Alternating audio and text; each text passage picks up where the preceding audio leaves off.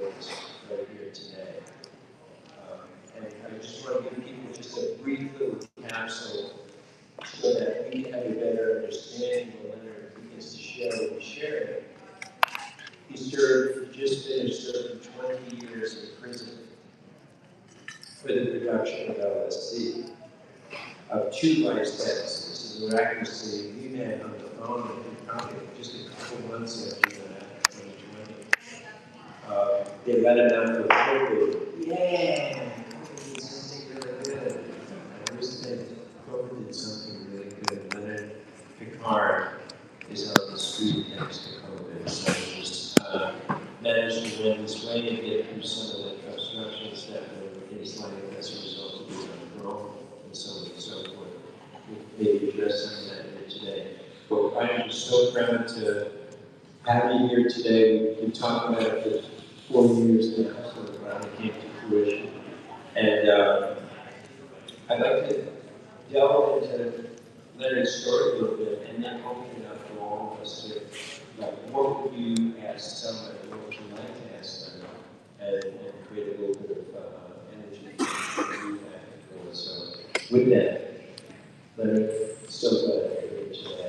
Thank you, Paul. In terms of the Q&As, we're going to be attenuating this somewhat to half hour, 40 minutes, and open to whatever you have on your mind. We'll go with that. But just reflecting on Paul, his first experience was 67. I think I'm a little bit Paul senior. My first experience was 66, the year ago. It was a vascular synthesized at 21 at the Retina Foundation for Experimental Biology in Cambridge. Downstairs, grinding up beef heart to extract mitochondria from the biochemical stairs. And we ordered all the Leatherhead from the Institute surreptitiously 8 grams of lysergic acid base from England. And it came in. So we're just 21-year-olds, so we knew what was going in California, but we've never had it before. So we followed an archaic patent that would be not done today, things are more sophisticated. But there we were, and stayed up all night. And 6 in the morning, we had 9 grams of this liquid. And then we didn't have instruments or analytical capability to verify that this is LSD and how strong it was. So we needed a guinea pig. Who was that? So I took a drop of an proceeded down Harvard Square and got on the bus. I went, I wonder what's going to happen. I had no idea. I mean, the Beatles were playing Amber Walrus. What does that mean? So I'm on the bus, and this girl gets on the bus. She's 21, my age, and a little pixie haircut. She gets on the bus. I'll never remember her name, never saw her again. I look at her, and I think the Beatles were playing in the background. We are part of a new human species. We have minds that can expand infinitely. We notice that we have hearts, that we are very, very, very human, that empathy is in every individual and soul, that we are influential and somewhat control of all the future of this planet, that we will do marvelous things undreamed. All the future goes to this planet forward, and we are guided along that way. We are at a touchstone of evolution.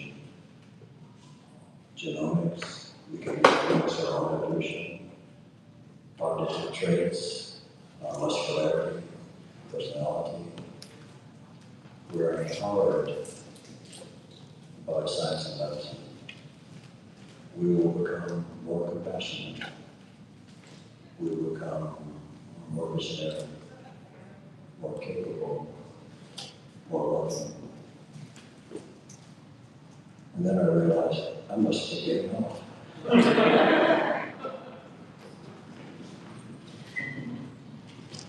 Yeah, that's the message. That's the message. Right? That's what makes us all here today. That message. So that was your first experience, 1966. And then, were you a chemist at this point, or were you still looking to?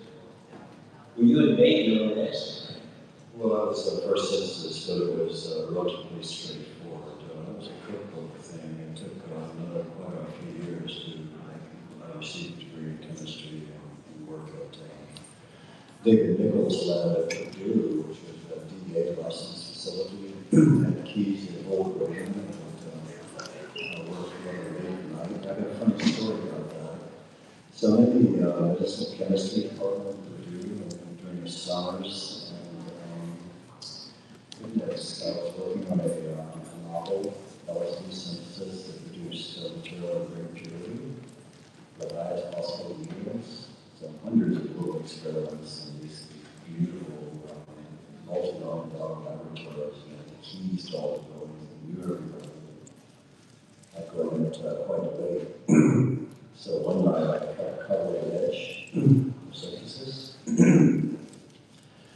and wound up sitting on the floor in a lotus position, listening to Amazonian champlain. This is a long, serious pharmaceutical facility. I'm on the floor with a few minutes and hundreds of reagents, and I couldn't resist lighting a little candle with soup and all that. Ethyl ether and all that sort of stuff. So I'm sitting in the lotus position, pitch darkness, except a little candle and the music playing. 2 in the morning. 2 in the morning. And the door unlocks. And that's Dr. Nichols. Dr. Nichols, the great medicinal chemist of all time. Looks in, looks at me, sighs, closes the door. After that day like this, we've never listened to each other.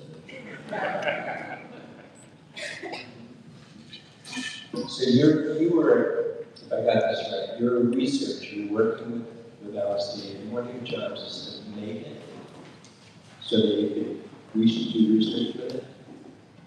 Well, the idea was to improve the synthesis, LSD syntheses up to that point, even though it became progressively more facile and more the yields varied a little, so that one would have a product called iso LSD also formed. The early brotherhood of eternal love baptism had iso LSD, and had to laboriously separate the purification process. So I was trying to get to a place where no iso was formed, and the pure material at the initial stages of the reaction. And so that occurred. I begged Dr. Nichols, don't publish this. This will screw up the worldwide LSD systems. So it was never published. So was that research then used by all of the preceding LSD manufacturers? No, that was not used anymore. It was eventually outed at the public trial in 2003, partially, so a little bit of this out there. If you are a manufacturing chemist, you want to know that we just say, I'm retired. So, okay, now you're working Nichols. How did you actually say, hey, I want to start producing this substance? Well, at first, that's just curiosity. We had no idea. We knew that people were dancing on the beach in California. We knew that millions of young people were heading west, and they were experiencing something we had no words for. My only awareness of LSD at that point was a lot of read like all the crew cuts at 12 in a Georgia barbershop. There was this article about this substance that produced philosophical changes or God realization. What? We didn't know about cannabis at that point, only alcohol. So I didn't really understand what it meant. But after watching the girl board the bus immediately fled to California, where millions of other 21, 22-year-olds were congregating to talk about their experiences.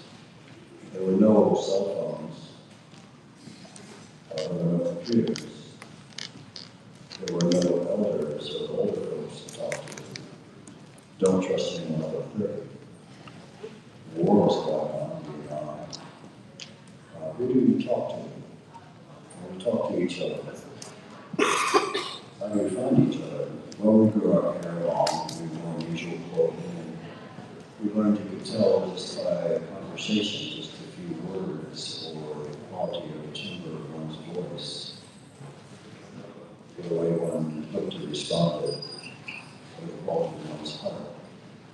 And that's how we found each other. So true, what you just said. And I don't want to divert from the story, but there was something really special about those times. I'm not a nostalgic guy, I'm always so grateful. I'm not talking about that, but there was an essence, I don't know if you were talking about it one day or somebody else, but the idea that we have an indigenous heritage with LSD. You know, I heard of so many people running this out in America, and I'm not saying anything bad about that, but I'm saying we have a psychedelic indigenous heritage. Would you say that that's true? No, I absolutely agree.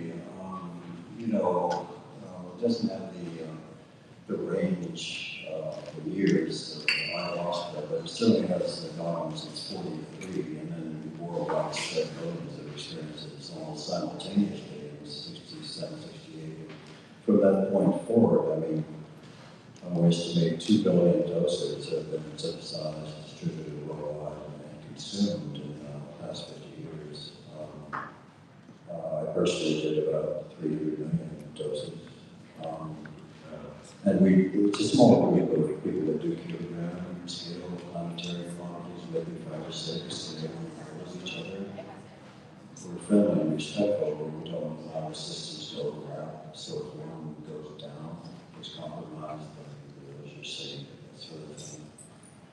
So people dedicate their lives every second of their day to it. So, What do you think that that's true, what I just said? Do you think that we have a true heritage with LSD in particular? absolutely. The beauty of it is, even though it is limited, you can't go back past and walk to the early psilocybin curanderos. Wonderful as they are, there's no real record past 1955 when Gordon Wasson went down to talk to Maria Sabine. Just that same tradition. But in terms of LSD, you can pinpoint the initial discovery invention, and you can pinpoint the first underground batches of more than 1,000 doses. So there's a very well recorded history of most events of consequence since 66, 63, something. How about the way we took it? Okay. So that first batch, 66 that I did, was we were very young. All these great 21-year-olds. We were in Beacon Hill, it's snowing, and we had eyedroppers, and we didn't have any idea about dose or setting or anything. The only LSD around in that early days was like sugar cubes. So we really even saw any of that. This is before Owsley did his batches of Blue cheer. well, he did Blue Cheer, which is a purple barrel, but he also did White Lightning, which was a double dome, 800 microgram atomic highway dose. The other was Orange Sunshine, was 240 micrograms in a little orange barrel, which we thought was a good starter dose. It's actually extremely strong. We saw various forms, but my first batch we were just in Beacon Hill dancing in the snow and staying up, for days, just sharing it. And it was a time of feeling very blessed. But somehow this thing had landed in our hands, and we were sharing it, and we were delighted at the prospect of possible future.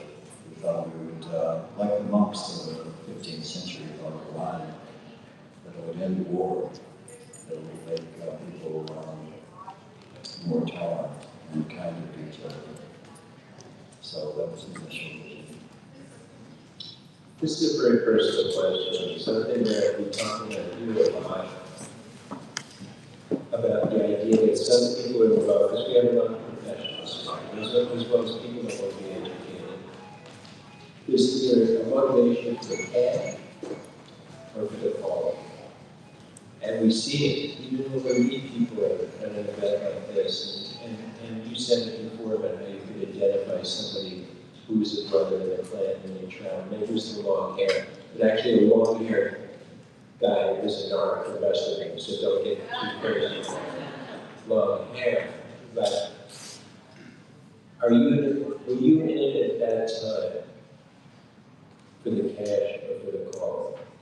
Well, that's really easy. I wrote about it in my book, Rosa Paracelsus, that we're not talking about cocaine. We're not talking about fentanyl, or heroin, or methamphetamine. We're talking about a supplement that may act in a healing way. And working with that is the greatest privilege. It can't be bought or sold. Standing by a batch that is coming into reality is like standing by the Ark of the Covenant and opening it. And great radiance blows through one.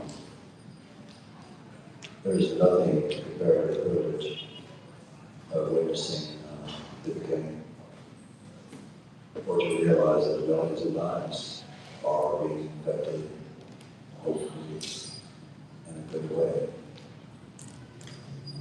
And so, that's all that matters. And you think of nothing else. So, yeah. It's that answer, that.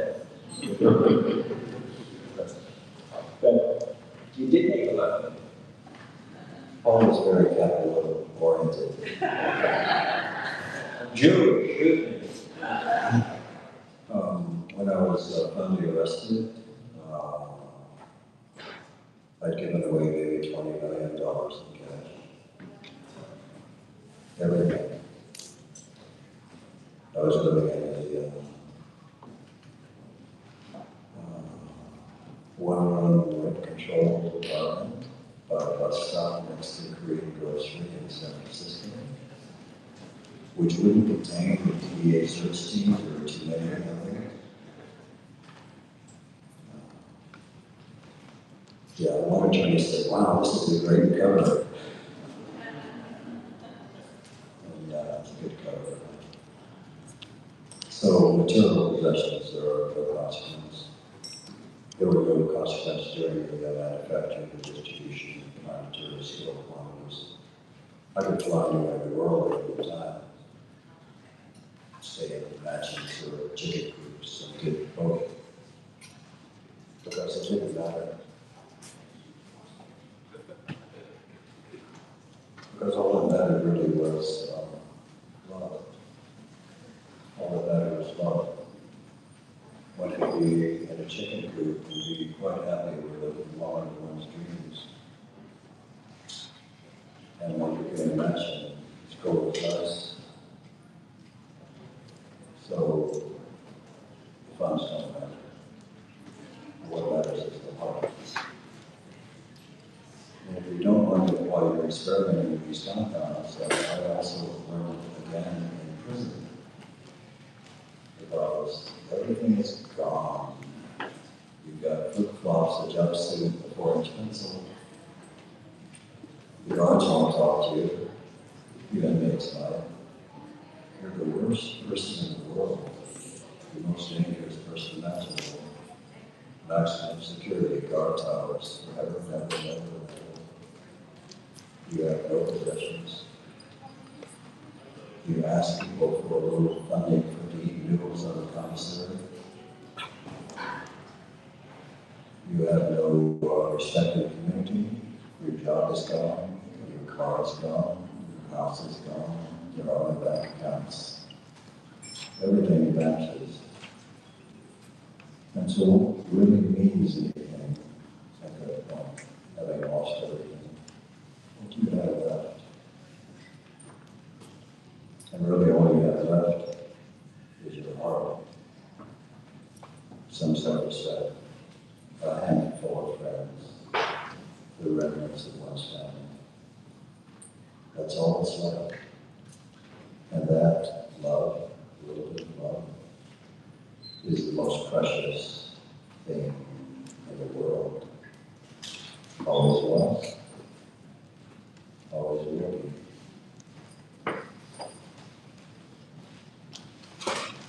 Do you think that your life now has been influenced after 20 years? I've had friends spend 5 years with stuff, and I found that they were institutionalized to some degree, even though they only did 5 years. And I saw the effects of it on them. Are you aware of that? Are you free of that phenomenon? Well, that's for you to judge, of course. You know, you see everything in a second like that. I was blessed to have a direction home. I wanted to get home to see some loved ones. I worked every day, legal filing, studied all the time, about 1,000 motions, constantly writing and fighting, getting up and engaging and saying, hopeless as it is, and it was totally hopeless. We will fight, continue on, think. I can think and write my way out of the grace of God. And that happened. But for the people that don't have that spark, they become like ghosts with a 1,000-yard stare, wandering the yard. Life force drains out of them. There are many, many, many, many. Their families stop talking to them. There are no more letters. Their world collapses to the prison system and a handful of men in there. It's tough to see. That's a lot of people, if not most people. But if you have a thread of hope, however small, you have a fighting spirit, you have a belief in what you do is not terribly wrong. There might be a way home. It's almost impossible. It's purely the grace of God that I'm sitting here, an absolute miracle. And for that I'm grateful. Let me roll with this now.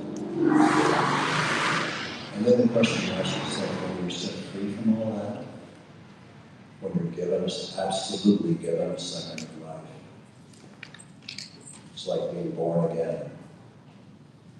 Decade after decade of hopelessness, I'm going to die here, and suddenly, this lovely world.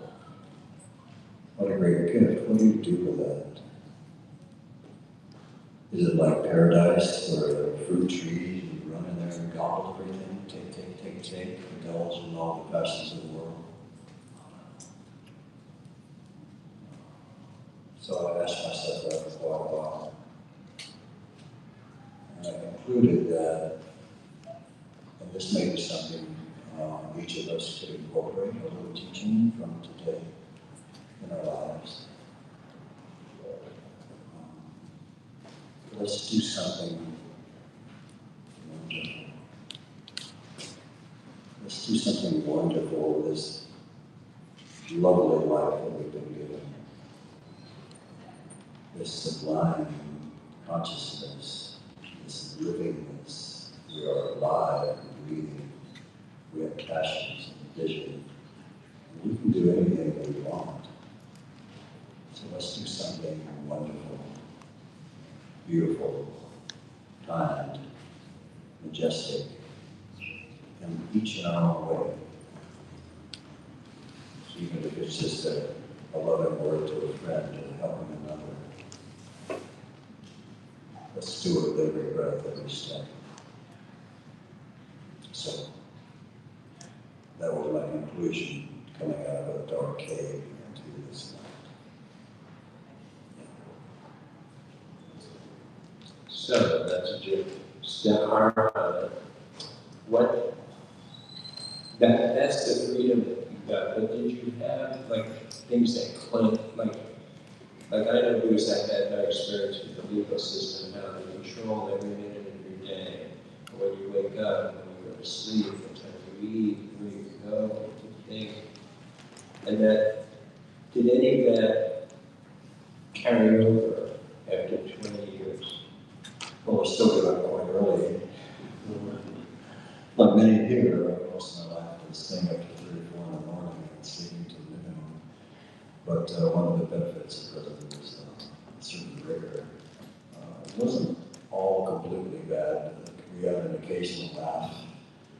It's like gallows humor. I can tell the ant story. Ant story. So there are no pets in prison. There are no streams. There are no mountains. There are no flowers. There are no forests. There are no roses. There are no children. There's only dirt, 30-foot walls, guard towers, guys that will shoot you. Nothing to care for.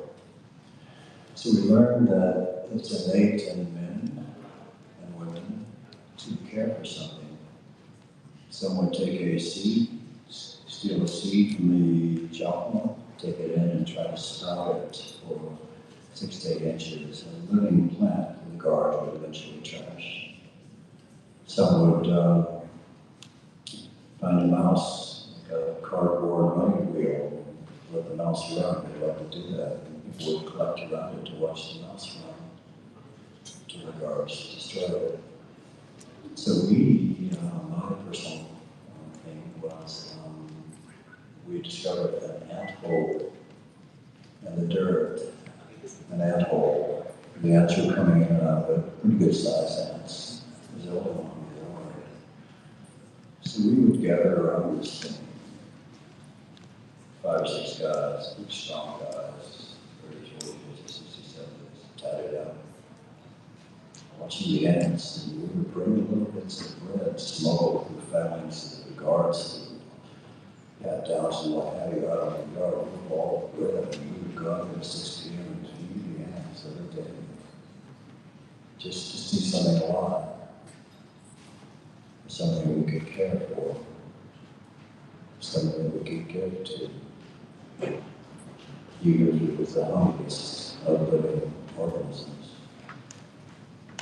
So that remains. That's intrinsic to our humanity. And of course, the best occasions, that's why we care for each other. The ants. I want to switch to a story that I heard you tell, and I would love for you to share it. I've actually listened to it a few times, and that's about when the beaker broke. It's an intense story. Let me check our thing. So, sorry. The beaker broke. Oh boy. Do you want to hear about the 10 million hit explosion? The day 10 million hits sort of came across the table? No? Yes? Yeah. So, I'm in the laboratory north of northern New Mexico, we're isolated 9 acres. Oh my. It was 3 in the morning, we were into the 2-week batch of 500 grams, a kilo, 10 million doses. I'm in a protective gear, kind of emergency thing up on a ladder. With a wall of glassware, custom synthesized, beautiful glass, at scale, kind of a pilot plant, just a wall of this stuff. To decanting a large container containing 10 million doses into another container for a purification process. And this material is dissolved in a solvent called methylene chloride, which goes through skin like that. No glove, no protective garment will stop it. It goes through everything. So, yeah. So it's 3 in the morning. In the front room, there's fires burning and votive candles lit and music playing Gregorian chant, and I'm a little fatigued and my hands froze. And this 10 million doses wrenches me from head to foot. I fall backwards off the ladder into glass shards and 999,000 more doses. 9,999,000. And I'm screaming. And I'm thinking, I'm going to die tonight. Because no human has ever been exposed to such quantity. I'm going to die. But I can't call an ambulance. Because I might get life in prison. So I'm shaking. And I stood up and shaking and screaming, dear God, dear God. Managed to stumble out of the shower, strip off my clothes, jumping up and scrubbing and praying and praying. And the angel choirs are taking off. We're all in one world. Every religious symbol known to man cascading great torrents of light. Staggered the front room, and the visual field is just gone. It's almost white lighted out. The candles are floating in air, it's billowing. I can't see anything at all. I'm still shaking. I put on an old work shirt, a pair of jeans, and barefooted, and stumbled outside to the Portal, which is in New Mexico. It's this beautiful thing with great tree trunks called higas in the ceiling, and I back up against the wall, and I slide down into a lotus position. And that's only the first 2 minutes. So I'm looking out at a full moon night in the desert. There's nothing out there except desert juniper, sage, that sort of thing, hills, fun hills in the city. And it got very quiet. The quietest I've ever heard. It got very still. No hallucinations, no pattern, no Aztec mandalas in the sky. Silence. Stillness. Moonlight pouring down from the sky. I could feel little freshets of desert wind on my cheek. I could hear little night birds stirring in the distance. I thought, what a majestic vision to gaze upon. This very earth. Everything perfectly normal. No hallucinations. But a majesty that hardly described in words. A profound gift of real existence. And I thought how wonderful this is. What we all have. Always. That we don't need any drug to access it. It is simply there for those who stop for a moment to reflect and look at it. What a wonderful understanding. I thought, this is so marvelous that the Creator, or whoever runs the show, would not be so cruel as to make this vision of what we see together dependent upon a pill. It is free. It is not drug induced. It is the gift of life. And I spent all my life looking at this and thought, as Mom, we have everything we already need. We have a great warm heart. We have intelligence that is limitless. We have compassion for all living beings. We are already perfect humans. What a lovely realization that life was. And to know it was not dependent upon a pill. So I sat there like that.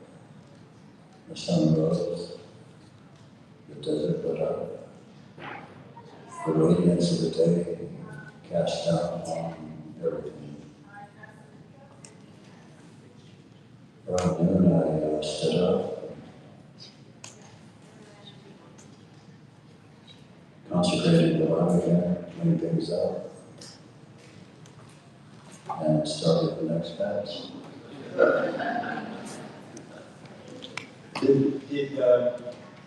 Did you feel like it was almost, you had gone so far that you would come back to stasis in a way? Like just level on that dose of, we don't even know how many millions that you actually consumed? Yeah, I think I see a lot, and I was learning this too as a very young man, thinking, well, let's take it higher and higher and higher and higher dose, because we're going to go somewhere where the visual field breaks up and we're in paradise or another world, great revelations occur. But I think there's a limit. I don't go seeking machine elves to conspiratorial exchanges with. I think that's about as far as one could possibly go. And what a lovely teaching at the end of it. So I often encourage young people to not go searching too strongly. It's not out there, it's in here, it's among us now. All right. I talk to people about going online and trying every animal known to man, with one appropriate LSD, one acetyl LSD, this or that. Because psychedelics can be a form of polydrug use as well, which is constantly seeking something when you already have it. The beauty, I think, of psychedelics is that they're self-terminating. After you have a certain number of experiences, you simply let it go. That's okay. That's good. It's good to be not addicted. There was a celebratory energy in the 60s, you know, that today everything's about healing. Everything's about healing. We're about healing, Psychedelic Institute's about healing. But back then, and you remember this well, we celebrated the divine, and we made some mistakes along the way, but somehow I think we've lost that to some degree, haven't we? That we've got it all, and now let's just take the medicine and just celebrate it. Well, I like what I'm seeing these days. You know, it's like I never thought I would see this current day where things are mainstreaming, billion-dollar corporations. So many people are newly experiencing these changes and talking about it freely.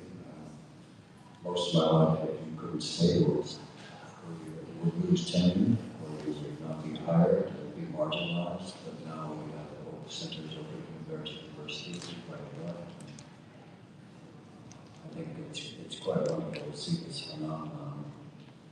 I think we should take it easy on each other, though. The beauty of when Paul and I were young men was that we were part of a worldwide community that was special. And it was us and them being governments of the world oppressing us. These days I see some divisions a little bit in the psychedelic community, people arguing or going this or that. I think that's, we should just remember we're all in this together.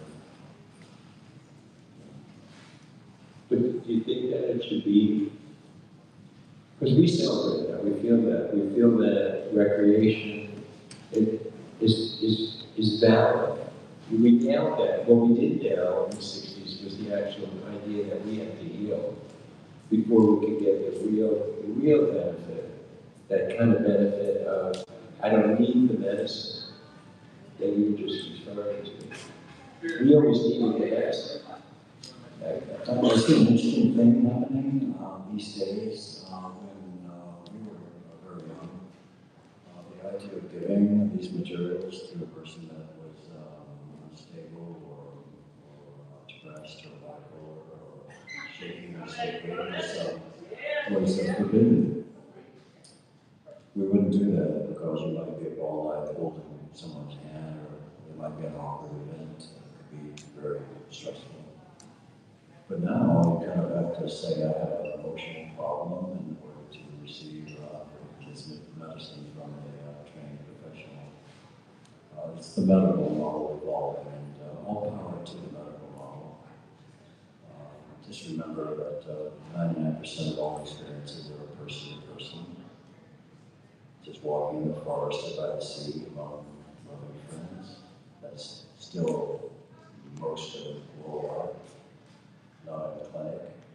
So it's up to us, like we are now, to guide this worldwide phenomenon. And for celebration, yes, let's celebrate. Let's do that celebration. I personally like to dance. I'm an EDM fan. I like to go to EDM clubs and do the octogenarian bounce over the time. Get that rhythm, you know. So that's a celebration. That's a celebration. Yeah. Where do you see, there's lots of action in psychedelics today. Where do you see the future of psychedelics? That's a tough question. Normally during my day, I don't think a lot about psychedelics. I'm involved in biotech situations. I advise a venture fund into psychedelics in New York City and talk about it all day long, but my personal interest is in other aspects of science and medicine right now. As to the future of psychedelics, I think that we've been very enthusiastic the last few years, as I think we should be. I'm very happy to see the major corporations moving along. 300 clinical trials worldwide. Time Thomas and many others. I think that in the next few years we're going to see tens of thousands of new analogs coming out. Most will be so-called, some will be deleterious, and some will be beautiful new medicines that are non-toxic and specialized and actually work for certain emotional difficulties, treatment-resistant depression and what have you.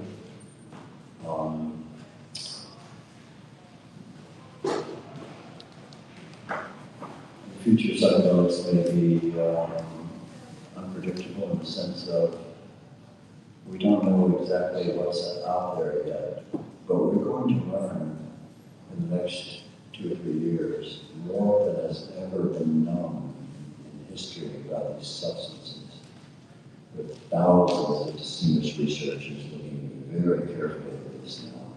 It's not marginalized, it's a critical moment in modern psychiatry.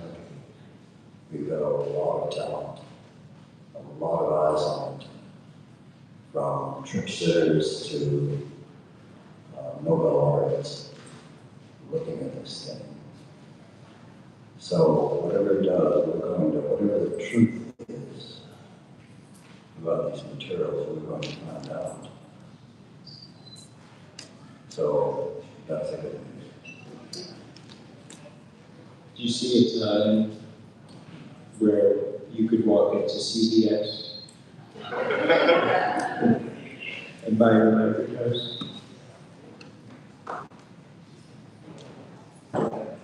Well, you can certainly do it online now. I think you could probably go to some of these tables over here.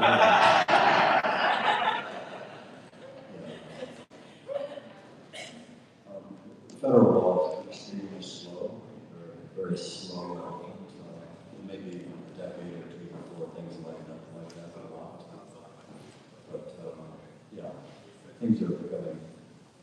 amazingly crippled. I'm delighted and amazed and celebrating the changes that I see. Along the same lines, do you think that that medicine will be legitimized? When will the stigma be lifted? Well, I mean, that's a mechanical statement. We've got multi-state initiatives and all sorts going on. We've got federal lighting up at line items in the defense appropriation. They're putting $60 million to treatment tool fighters. We've got a lot of our veterans at DC has attracted the Republicans from the other side of the aisle. We've got Rick Perry, the former Republican governor of Texas, openly promoting Ivermectin. I've heard him speak, and he's got it. So we have very prominent arch conservatives saying, yeah, my son died on this stuff, and I think anything that's going to help is okay with me. I hear a lot of parents come in and say their children died. So it's a rock and roll right now, and you're part of it. What about and I don't really have time for a couple of questions, but I have some other questions. What about the whole idea that LSD, psilocybin, all these substances ultimately are not about mental health, but about connection to the divine? Well, that's a theological question. I could leave that for the divinity school. Of course it is. And what is not? You know, you can find your pathway to God realization in many ways. You might be mowing the lawn. You might be in a foxhole in Vietnam. You might be dying in a prison cell. You might be witnessing the birth of your first child, or a loved one's face. When you realize all that is and can ever be. I don't think anyone gets through life without it happening to them. So for many of us, it happened when we took a pill. And so we fixed on that. So that's as far as I can take it. So let's open it up. Thank you, Leonard. Let's open. Does anybody have any questions? We have a few minutes. Leonard's got a hard takeoff at 11, but questions for Godfather? Yeah, I have to go. We had a Yes. meeting in Cambridge to talk about psychedelics. We kind of have to be there by Zoom, but I'll be back in an hour. Let's say hello. What's the question?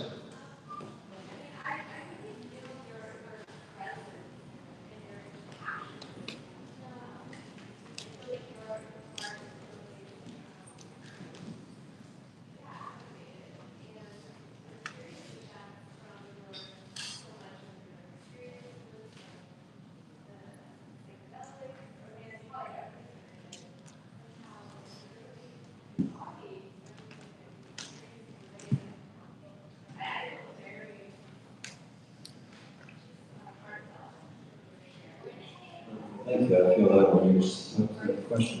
My life has been kind of a Mr. Toad's wild ride. But things are better than they ever have been. Most of my life was in remote laboratories with nobody at all around for security reasons.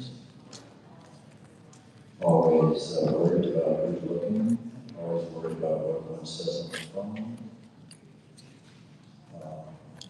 A life of like living in a spy in one's own country. Multiple identities. Can't sit at a dinner table. What do? Well, that's it. That's it. Lack of duplicity, fear, loneliness, but also a great privilege of working with such scale. But now, that's all gone by gunpoint and brutality of long-term imprisonment. So my new life is expanding circle of new friends, as yourself. And dinners where people say, what do you do? Well, I do this now. 4 jobs. A sense of freedom and peace and comfort. The first time in my life. Deeply relaxed. So things are better than ever. Sure. Anybody else? Yeah.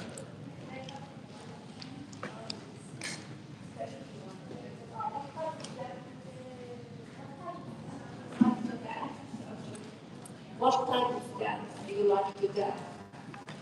What type of dance? If you want to dance, I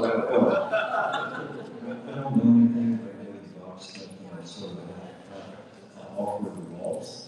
So sometimes with a woman friend, I might call her a 5-year-old friend, I might just sort of take her for a little twirl for 30 seconds or so, just for fun, right? But personally, I like to get into a rhythm with a good DJ playing EDM, no vocals. And everybody's kind of dancing by themselves, bouncing up and down. I like to get into that rhythm. I like Sten Orten. I don't know if you know him. He's a German shuffle dancer. He has a wonderful series of videos on YouTube. Sten Orten, O-T-T-E-N. Check him out. This is lively, celebratory life dancing. So I don't know what I'm doing, but it sure is fun. I'm going to close with a My other question is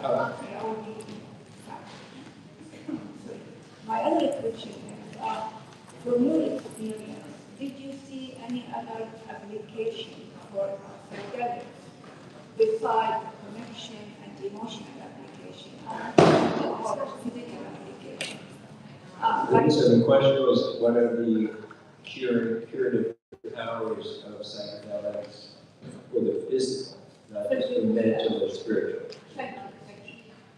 Well, that's a really interesting question. I haven't been asked that before. I'll try to be a little brief here, though. The physical properties.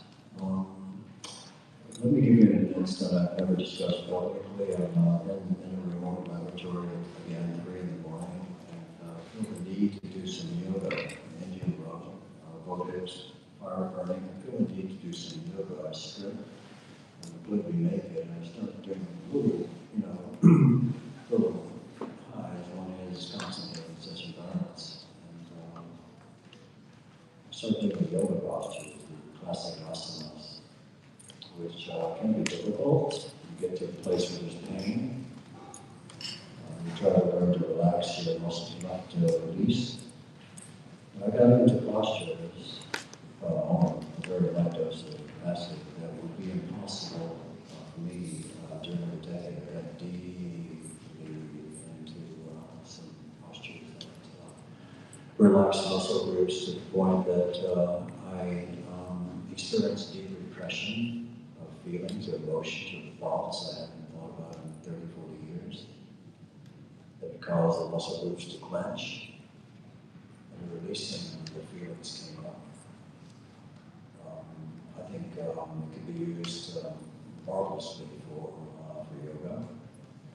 For long distance running, for example, the Tara Mara like to run with peyote buds as they seek the peyote plant. 50 miles sometimes in a day or two, looking for older brother deer, the peyote plant. So we see some extreme physical practices that occur under low doses of acid, including no other professional baseball game. The pitcher was up all night on LSD. It's called, you've got to come out and pitch at Yankee Stadium today. And so he did. This is well-known event. And he pitched a no-hitter on the downside of his LSD experience. What was that? I don't know. I'll get the name. Yeah. It's a famous story. Lettuce has a hard stop, but I've watched a bunch of podcasts where people say, what's the question you've never been asked? The weird thing is none of the podcasts ever ask the question. They just say the question. But I want you to answer today. What did it feel like to be in the laboratory knowing that you were going to affect hundreds of millions of people's personal consciousness. Take much of efforts like, I'll waive the hard stuff just to say this one final thing. So you're sitting before a reactor, big glass sphere. And in that reactor is, are reactants, various chemicals that are about to become, they're inert. They don't do anything to you. They're swirling, but they're about to become the most potent neurochemical known to man. Not just 2 or 3 doses, or a couple of hundred doses, or 1,000 doses, but enough to light up New York City in that one batch. It all happens within 30 seconds. It goes from nothing to something quite amazing. And one can go, oh, that's great. But nobody does that. Among the handful of people that do this kind of scale, everyone has a small moment of reverence. In Judeo-Christian religion, one might put one's hand on the reactor as it becomes the most potent neurochemical. Again, like opening the ark of the covenant and the radiance of light blowing through one like a great storm, unutterable beauty. Once hand on the reactor, one may say a little prayer because one has to. And the prayer might go, may this substance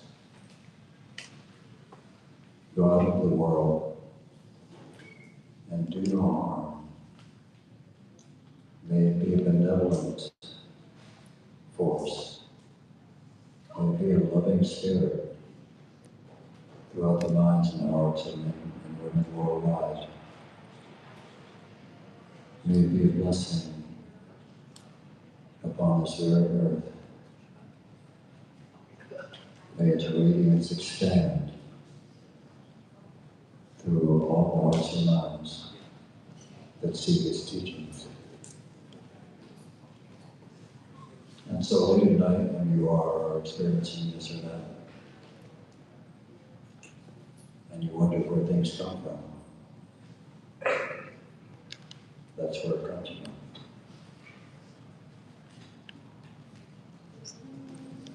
Wow.